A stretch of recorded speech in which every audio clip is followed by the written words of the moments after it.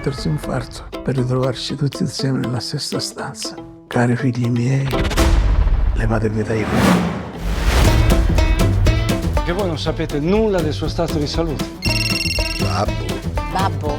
Ci siamo un pochino persi di vista. Sono 5 anni, non ci si vede. Vabbè, 5 anni. Il professore ormai è quasi non vedente. Stare a casa sicuramente renderebbe meno duri questi suoi ultimi giorni. Questo vecchio padre, provvido, che non ci vede. C'hai tante buone qualità. Dimmene una. Che? Il babbo ha fatto una carezza a Bernardo e si sarà pulita la tupaccia dopo essersi soffiata il naso. C'è una cosa che dovevamo fare tutti insieme e non l'abbiamo fatta. E t'ha parlato di Parigi. Il viaggio ammazza rimpianti. Non tu lo vedi in che condizione è? Questo non è l'ultimo desiderio. Questa è l'ultima sigaretta di un condannato.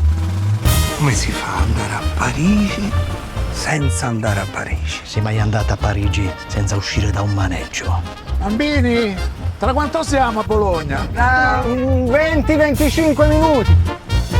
Professor Canistracci. Ma che ci fai qua a Bologna? Bologna. Tanto piglio la carabina e gli spara alle ruote. Piccola sosta d'osta! Bella Osta.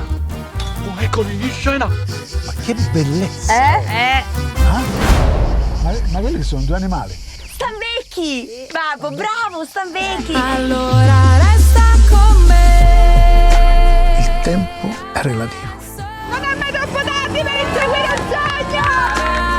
Amo lo stesso. 12 ore possono far recuperare una vita. Buon Natale, babbo.